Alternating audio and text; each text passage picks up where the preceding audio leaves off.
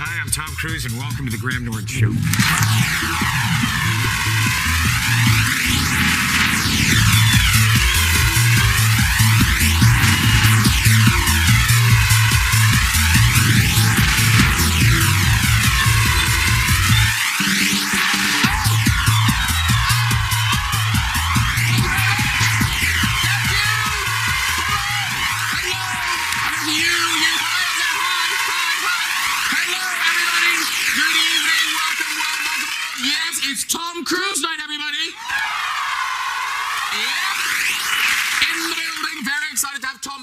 Actually, how annoying is this? We've just missed Tom Cruise Day.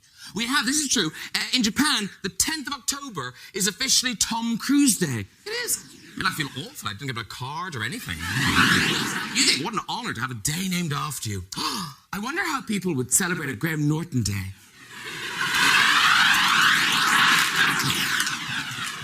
Every day is Graham Norton Day. Now, Tom joins us at a very exciting time in American politics. This week saw the last of the big presidential debates in Las Vegas. There they are in Vegas. Do you think, wouldn't it be great if they'd wandered into the wrong room and got married? You both lose. Trump, of course, had his own hotel to stay in. Lucky him. Mind you, he had to stay in a standard room. Yeah, Hillary had already booked the presidential suite. From my mouth to God's ears. Here's Trump turning up at the debate with his children. There they are. Ivanka Trump, Tiffany Trump, Trumpety Trump, somebody Trump.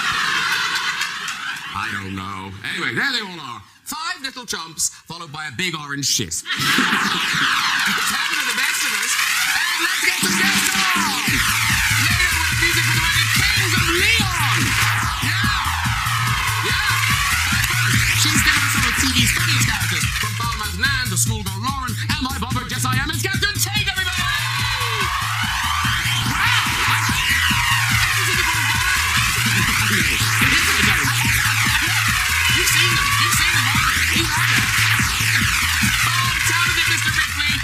Mountain and Sherlock Holmes. Now he's playing the young Pope. Praise be, it's Jude Law, everybody!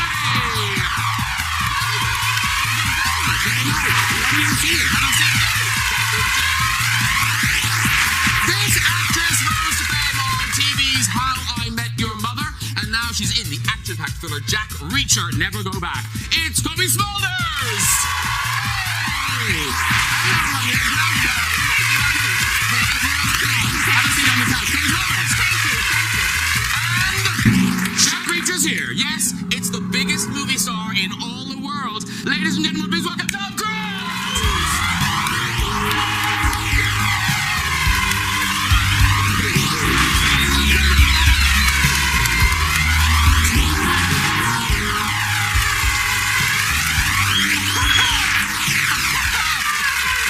Oh, it's your fourth. It never gets old. It never gets old. It's Tom Cruise. It's exciting. It's exciting. So you're all very welcome. Very, very welcome to the couch, but especially Tom. No, you're all very welcome. You're very welcome. No, I mentioned the thing, the Tom Cruise Day. Is that a real thing? Yes. And what happens? I don't really know. You haven't been yourself. No, I haven't been able to make it. It was right. Yeah, it was just came up, and they just named a day after me. I felt very honored. You know, it was after I did Last Samurai. Oh, of course. Yes, I did Last Samurai, and it was something that we brought kind of Bushido back into their culture, and something that they didn't really know a lot about, and something that we studied, and so they started studying their own culture again in schools, and it's really wonderful. And now there's a Tom Cruise Day. I feel very honored. You must get half price somewhere or something. And Cobie, it's hard for you. You just spent so much time with Tom. You've been working with Tom, but do you... So much time. So much time. But I liked at the end of filming, Cobie wrote a tweet that sort of summed up her experience on the film. So much fun making Jack Reacher with Tom Cruise, but so much running, Tommy. Just so much running. So much running. There is a lot of running. He was so fast, and he would kind of give me shit too if I wasn't keeping up. So I was very determined to at least look like I could keep up. She did. Yeah. But no, but I'd be behind her. Go. Arms, legs, knees, like to look perfect. Well, no, because you have the famous movie. Because he looks perfect. When I was watching it, I could see you had gone to the Tom Cruise School of Movie Running. I did. It was... I'm a grad graduate. She's a graduate. Yes. She got her bachelor's. Yes. Because Catherine, famously, you were the runaway bride in Doctor Who. Now, did you get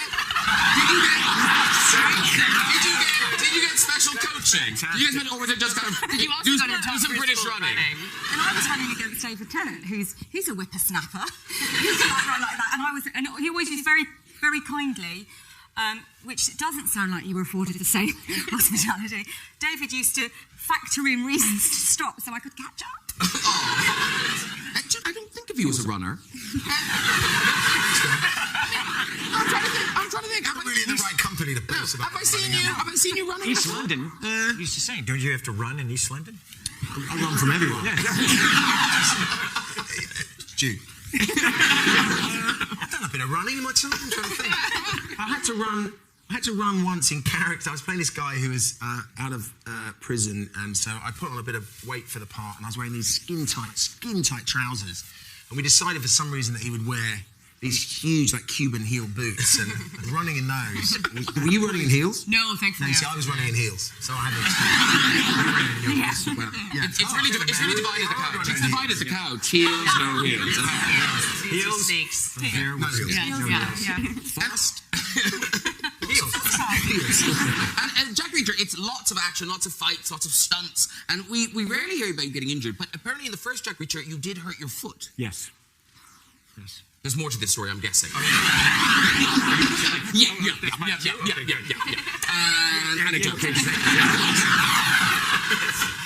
So, when you're kicking someone in the balls, in movies, they wear a leather strap that they put in one shoe, and it goes up all the way down through their groin, all the way down to the other. And there's a leather strap there so that you can really give them one, I never knew that. I know. It's an old cowboy thing they developed so that they could do the kick in the balls. And Newman did it for Butch Cassidy, Sundance Kid. So they pulled the strap out for the ball kick, and I ended up having to do it like almost 50 times. And my foot was swollen for a week from kicking him in the balls. So, all the stunts I've done.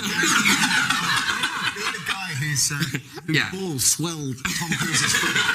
He would stand there with the strap like this, and of course we had to warm up, so I had to get the angle right, and I just kept kicking him in the balls. And I was like, didn't we get this? Because my foot is killing me. Tom and Cobie, they're here with Jack Reacher, the new Jack Reacher, Never Go Back. It's out everywhere now. The thing is, Jack Reacher books, am I right in thinking there's 20 Jack Reacher books? Yeah, he's coming up with his 21st next month, I think. Yeah. So this is book 18, which seems quite random to pick, just go to the shelf and pick 18. So how does that happen? Random. Just threw dice. Yeah, it's just the story. There's so many of them, and it just seemed like a nice one to go to because of the relationship that he has with the major, who's played by Cobie. She has Reacher's old job, and he goes back to take her out on a date, basically, because he's intrigued by. She's helped him at the beginning of the movie. Yes. Intrigued. And, well, she gives good phone. She gives good phone. Very phone excellent on the phone. Great phone talk. Excellent on the phone. Yeah. And then a whole journey ensues with corruption, and he gets drawn into the story, and there's lots of beatings. And have you read all the Jack Reacher books? Yeah. Have you read all of the books? Really? Of course he has. He's Tom Cruise. So have I. Every single one. And they're all enjoyable. Did you read Never Go Back? I read that one. Did you read I did read ours. I read ours. You read the script. I read the script and the book. Did you? And all the other books. Because I'm a committed actor to my craft. And thank you for the job. No, but so as you say, Jack Reacher, he's on the run, but Cobie, you're with him the whole way. You're kind of, Yeah, we're sort of paired together, and because our characters are both used to being in command, it's a pairing that is quite awkward at first. Two commanders. But as you can tell, two commanders on the road. But what's good is there is that kind of frisson romance, but there's no sense of damsel in distress. It's very you're both on it. No, she's just as bright and tough as Reacher, and he's a great character. You crushed it. I have to say. So. Well, listen, we've got a clip. This is the two of you interrogating a witness. Okay. You are a specialist, Daniel Brudeau, right? They spoke to two MPs, Sergeants Merkovich and Sibeli. They interviewed you in Bagley. No, I never heard of them. Sergeants Merkovich and Sibeli. Merkovich had a 6-year-old daughter. Sibeli's wife is pregnant with their first. Now, tell me, what happened? Well, kill me. She'll kill you.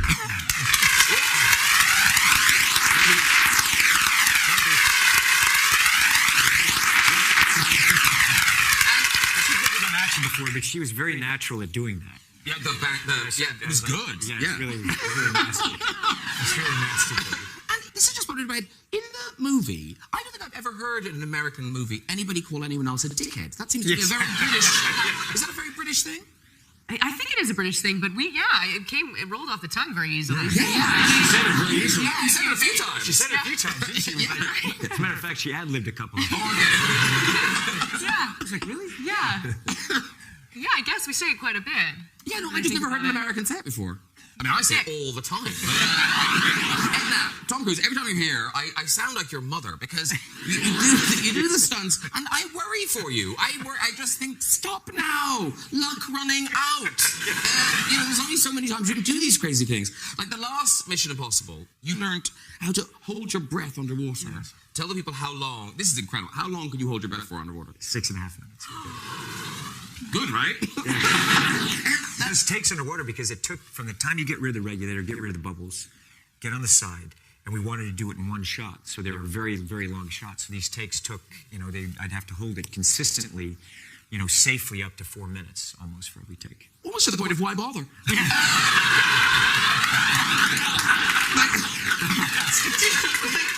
I know, but we were committed. Everyone was there. The camera was set up. I'm just like, what am I going to say? It was too late to say no. How is that possible? Is it circular breathing? Do they do that? No, it's just you have these free divers that came in and trained me how to do it, and it's not pleasant. It's really you panicked. You get to a moment. No, actually, you get to the moment where you train your system to. I'm controlling the breath, so I've got a low heart rate anyway, and I would. Very low heart rate, which means my body's not using as much oxygen, but also we did stuff to bring the heart rate down lower in certain breathing exercises. And I trained for a long time to the point when I finished the sequence, there'd be times I'd be sitting there talking in meetings and I wouldn't breathe. I realized I am not breathing, and I had to turn my autonomic system back on to breathing again. That's bad. That's bad. That was a little... I did that, so I'm done with that. But actually, Jude, though... Jude. No, stop it. Jude? Stop it. First the running. No. Stop it. In the young pope, you do hold your breath. For about 40 seconds, It was quite a long time. It was no 6.5 minutes, but it was a long time. Yeah, it's no 6.5 minutes. Did you train for it? So you start feeling that agony. I mean, it's painful. I didn't actually because it's not. It really isn't that long.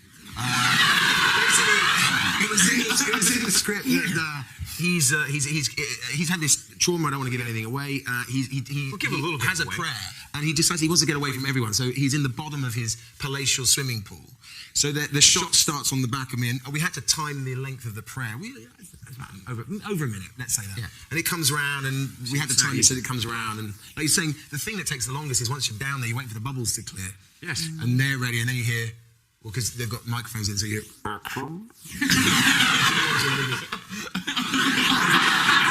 Then you start to feel... You do a little... Pain starts to come. You could feel the That's why I asked about the oxygen panic, because I was just trying to count it or recite the prayer, but then I worried that the prayer would start changing speed, so I started counting, and then I knew every time I got to like 70, I was always starting to think, okay, I hope they're there soon, because then I had to trust that they were in front of me for when I open my eyes, do this, and then I go up, so...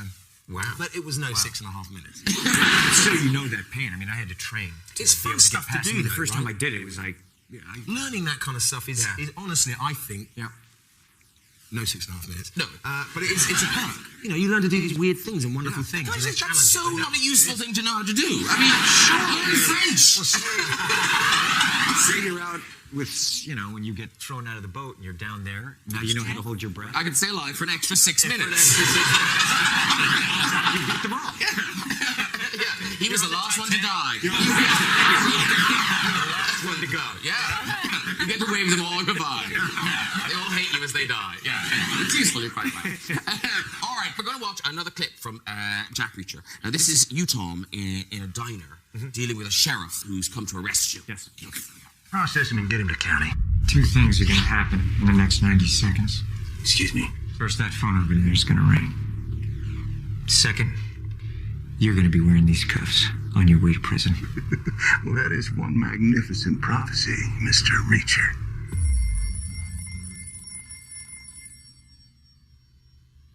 She's going to keep on ringing.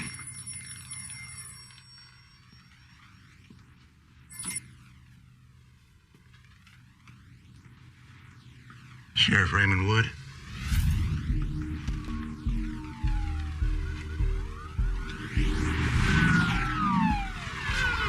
Who the hell are you? The guy you didn't count on. It's okay. Fun character to play. It's like one of those movies you get to say lines like that. You know what I mean? It's one of those movies you get to, like a Western or something like that, where you get to say those fun lines and have fun scenes like that. Can you just turn that on? Could you do that? Could you be that intense and just say that line to me? Two things are going to happen in the next 90 seconds.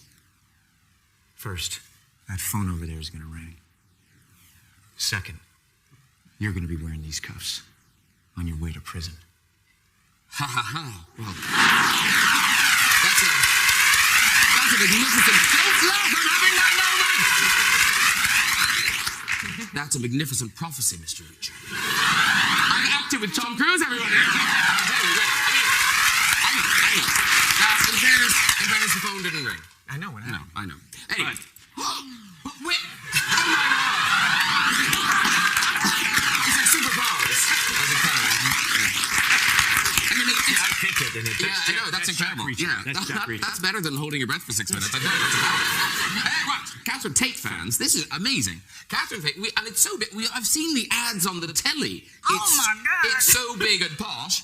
Catherine Tate is back with a new live show. It's Catherine Tate Show Live, and it's kicking off in New York on the 31st of October, and then touring the country till December. Yes. But now, you've never done the characters live before. No, I've never done it live. So how does it work? Don't know yet. At the moment, it's a logistic thing because I'm doing 18 different characters, and I've got to get on and off and put the prosthetic stuff on and get back on. And it's a bit right old time of it when I'm. I don't know. You guys probably aren't familiar, are you? Can you explain any of these characters to Tom and Cobie? I do a belligerent teenage character, a belligerent old age lady, an old age pensioner character. I think all my characters are quite belligerent. We realised as I was writing this one, it's the one thing they all have in common. It's they tend not to like the world. So it's just lots of different characters. Yeah. And Nan's voice, because it's an old granny, a kind of foul-mouthed granny, but like properly foul-mouthed. You do some now? Oh, right. Well, I actually... I got the voice when I was at drama school, when I was training, and they split up our year, and half the year went to schools to give kids a really serious devised play about not taking drugs. The other half, except for 4 of us, went to another school to talk about using condoms when you start having sex. Right. And 4 of us got asked to go around the local old age pensioners' home and give them a trip down memory lane, which, as it turns out, old people can't be dragged down memory lane. They don't want to go. So we turned up, it was about 18, and they put us in sort of old agey clothes and hats. And they asked, and we used to go in to their recreation room. There's a table tennis, cobwebs on it. Can't be used.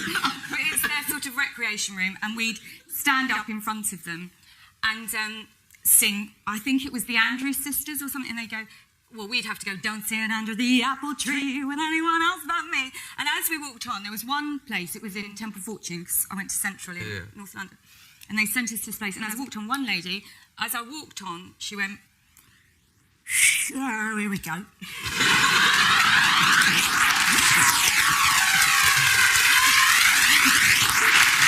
Thinking, this is extraordinary. And as I was doing my stuff, and we did it for about 20 minutes, and all the time she was just like, "Oh, she's all I know, isn't it?" And at the end of it, and we'd been doing a very professional job as we were 18, whatever it was, it's a long way to Tipperary, join in, it's a long...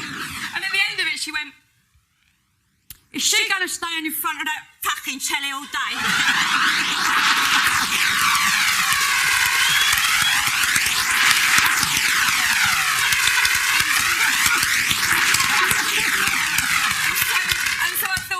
I'll remember that. terrified that people will think it's her mother. No, my mum does say you mustn't keep swearing, because in the show that I do, I took that character and made her a grandmother, and she swears a lot. And my mum's very concerned that she says you mustn't keep doing that because people will think that's Nanny. It's not. Who was it? Was your godmother gave you a line? My godmother, and I actually did use it in the show. My godmother said when my cousin had a baby, she said, Teresa's had the baby. She's calling it Tesco's. Tesco's is the name of a supermarket. And I said, I'm almost certain she's not called the baby Tesco's. She went, she has. Well, I can't pronounce it anyway. And I really got like, my cousin, I said, Cheese, what's the baby called? And she said, Francesca.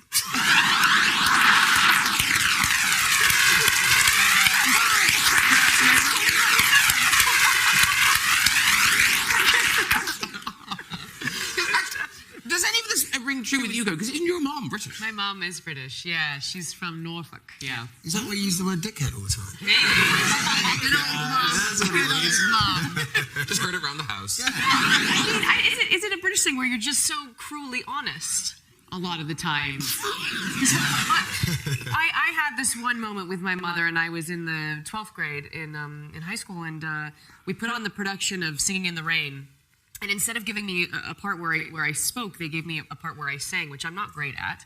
And it wasn't great. It wasn't terrible, but it wasn't great.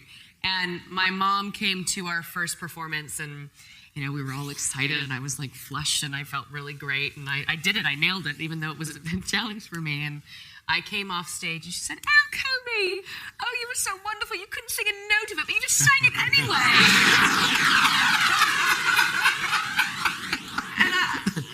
I still had like 8 shows to go. So as I'm in there, by the way, singing "Putting on the Ritz," which is not in Singing in the Rain. It was just in my mind, and it was horrible. Yeah, that's a British mother. Yeah. Or an Irish mother. Not a British mother thing. I'm going out. All right, go out. Yeah, you look great. You're going to, first night, whatever. You look nice. Does my hair look all right? Looks all right from the back.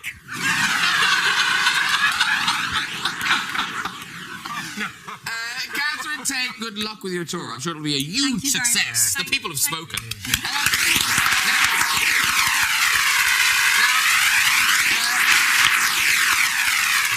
Jude Law, you've got your brilliant new TV drama. It's The Young Pope. It starts Thursday at 9 on Sky Atlantic.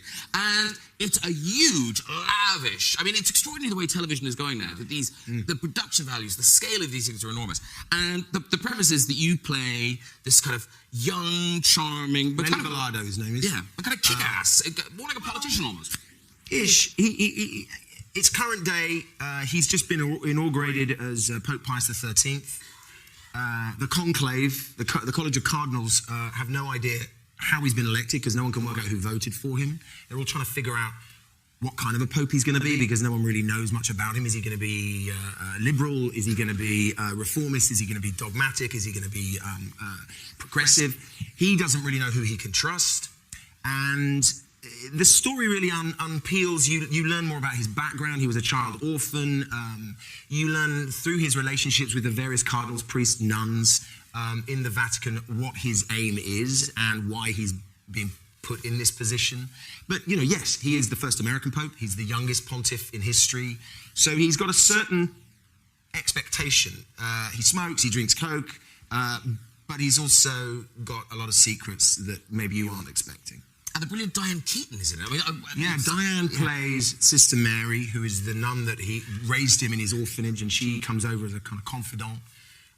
It's got a wonderful international cast because, of course, it's in the Vatican where all the cardinals are from around the world. So we have wonderful Spanish actors, French actors, Italian actors, Chilean actors. James Cromwell is an American cardinal who is my confidant as well. Yeah. Where'd you shoot it? In Rome. 7 months in Rome, a month in Venice. And then a little bit in South Africa because... poor you. Listen, we've got a clip of the young Pope, and this is you as a brand new Pope, sort of laying down the law. Our top priorities are: 1, the Radio Vatican signal needs boosting. It's unacceptable the reception is so poor. 2, the Pope wants to see all the gifts the Pope receives, have a storage facility fitted out for storing all the gifts I receive. 3, The Vatican must immediately buy back the papal tiara from the Basilica in Washington, D.C., which my predecessors, who favored sobriety over tradition, imprudently let go. And 4, Sister Mary will also look after you. She will oversee all your activities and report directly back to me. She'll be your guardian angel. I am 60 years old, Holy Father. I don't need a guardian angel. Oh, we all need a guardian angel, Voyello. Especially unscrupulous, ambiguous men.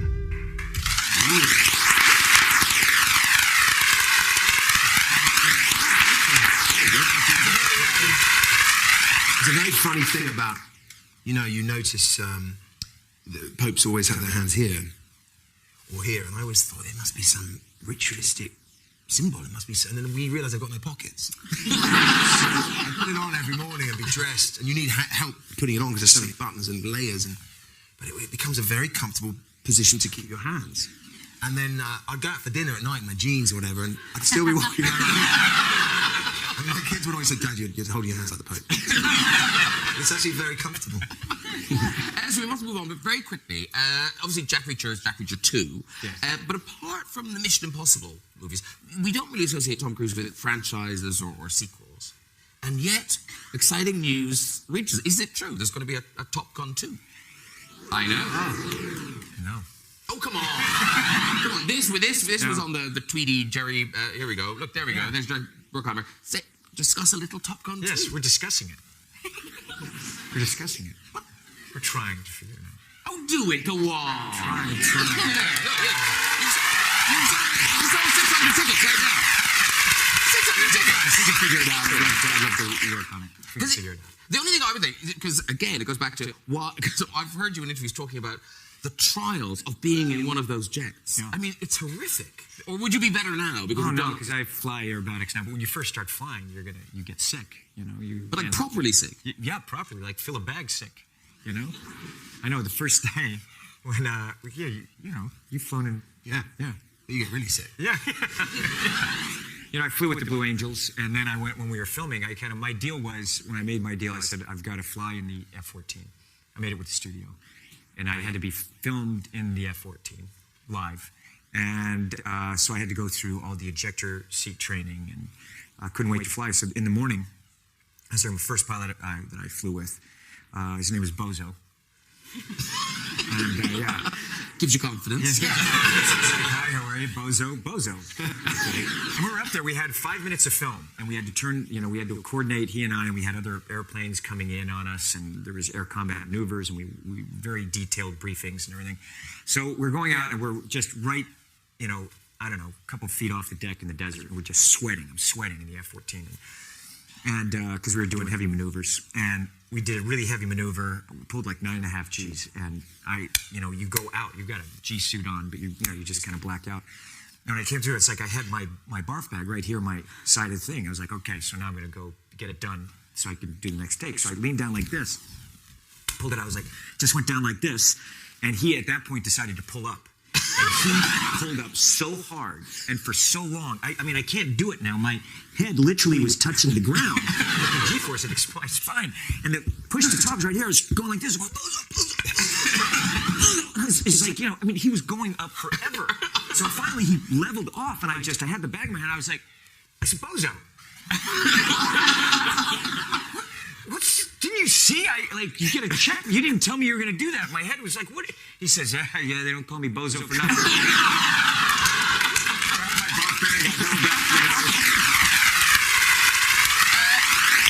Tom Cobie, you've been touring the world.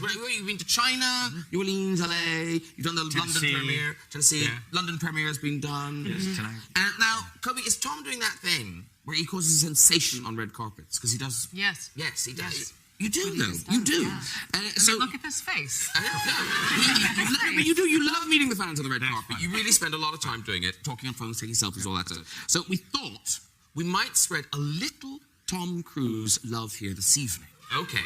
Now, just think on. Would you like a selfie with Tom Cruise? Yeah! calm down. Because what we're doing is we're looking for the people who have come the furthest, not just people from abroad who live here. People who've travelled to be here, and we'll see how many we can get around. With a, calm down. Okay, so are you up for this? Yeah, let's do it. Okay, so let's do as many as we can. Now, come with me. Okay, here we go. You got a phone? Okay, who are you? Where are you from? Australia? Okay, come on, you said, what's your name? Brad. Okay, quick. Here you go. There we go. Done. Okay, no. Where are you from? Leeds on the phone.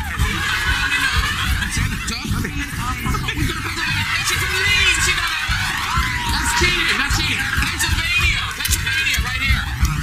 Okay, here we go. So I'm in it. Sorry. Okay, let's do some moving to the other side. Quick. Here we go. Come on, we got as many as we can. Oh, no. Do you want to go? Can we do? Trinidad. Okay, Trinidad. Let's go. Quick. Let's go. Can we do Tom Cruise on it? Yes, let's go. Tom Cruise on it. Okay. I'm doing it. Let's speed it up in post. Just hurry up. Quick. Okay, up here. Who we got? Who's from Bahrain? Sorry? India. Very good. Okay, stop. There you go. Any more? Where? Are you really? You're not from Holland. Are you from Holland? Okay, go on then. What's your name? Joyce. Okay, go Joyce. We've got Ghana. Beautiful. You like this? My hair station. Do you want Switzerland? Okay, Switzerland. Okay. You both in? That's the last one. Well done. Thank you for the second one. It's pretty good. Can we do this? I'll do that.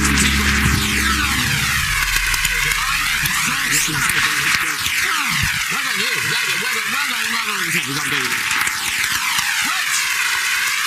It's time for music. I'm so excited to welcome this Grammy-winning rock band to the show for the first time, performing their new single, Waste a Moment, from their new album, Walls. It is the mighty Kings of Leon!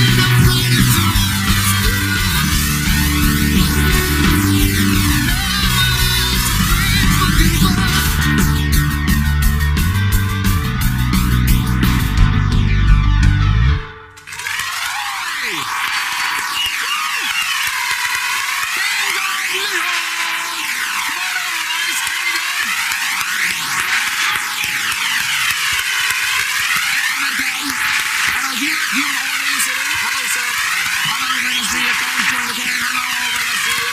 Good to see you. Hello, very nice to see you.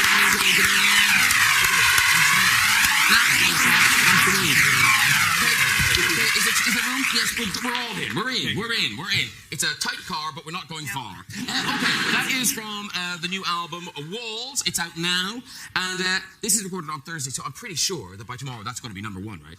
We think so, yeah. Yeah. Well, it was #1 living, so nothing else is happening.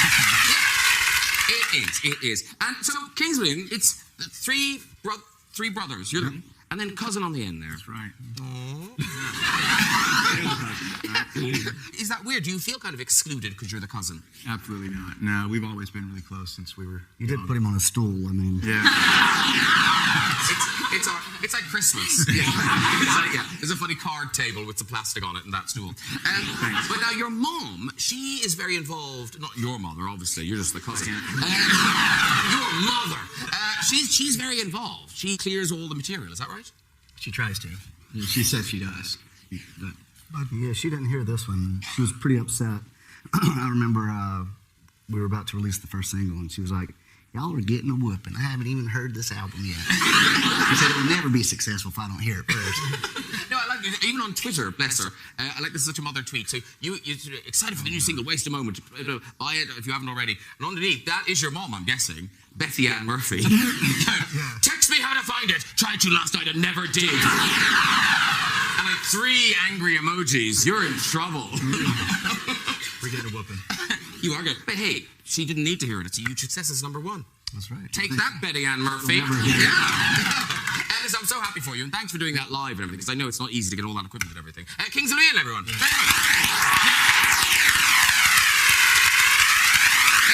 Very quickly, just before we go, we've got time for story 2 in the big red chair. Who's there? Oh, hello. Hello. My God, how tall are you? 6'3.5". Is that all? You look about 7'5". These shoes are big. Yeah. And what's your name? Luke. And where are you from?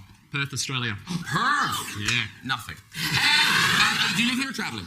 I'm living here. I'm a teacher in Tower Hamlets. Okay, I mean, obviously you teach children. What do you teach them?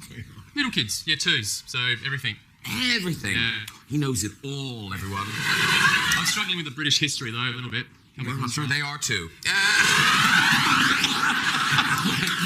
Ofsted, it's him. Okay, off you go with the story. So my wife and I were in Colombia on a party bus. We did not speak a word of Spanish, and no one on the bus spoke a word of English. We were having a great time sipping rum, but then I got struck with probably the worst bout of food poisoning I have ever had in my life. Like, I'm talking, it was stage 12, critical code brown. Nicely expressed, I think. The thing is, my wife, because we didn't speak any Spanish, she was really trying hard to explain to anyone that would listen. She's a really bad mimer, and she's trying to mime that I'm very, very sick, but it just looked like she was miming that I really wanted to dance. So all of the people were just looking at me and pointing and saying, yeah, in Spanish, obviously. Sí. But yeah, that just sort of went downhill from there. Eventually, my wife was able to somehow communicate that I could get off the bus, and we managed to safely exit the bus. You know that stupid no, boy! After all of that, he didn't even shit himself. I can only apologise. What a dull story. I was a little ill, but not that ill on a bus. One more. Okay, we're going to squeeze in one more. Quick. This is the one. What's your name, lady? Dawn. Dawn. I have high hopes for Dawn. Where are you from, Dawn? The Hope Peninsula in Kent. Woohoo! Are you here alone, Dawn? No, there's 3 out there. Well, they're very quiet. Could someone wake Dawn's friends? All right, Dawn, off you go with this story. Right. When I first met my husband, he used to make a lot of bread. So one day I decided to make some myself. Listen, I love that. That's amazing. I got the flour out of the bread cupboard and it had black bits in it. I weren't sure what they was, so I sieved them and made the bread. A few days later, I found out what the black bits were. We had mice in the cupboard. And he'd eaten the bread.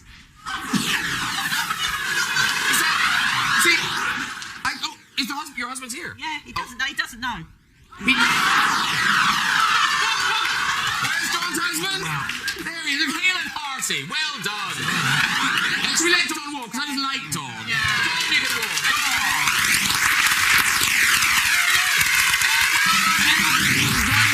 make sure you can. Just contact us via our website at this very address. That is it for tonight, ladies and gentlemen. So please say a huge thank you to my guests. It's Kings of Leon! Captain Tate! Jude! Cobie Smulders! Mr. Tom Cruise! Join me next week with music from Leanne Rhymes, Breaking Bad star Bryan Cranston, and two of our hottest young British actors, Benedict Cumberbatch and Eddie Redmayne. I'll see you next week. Bye!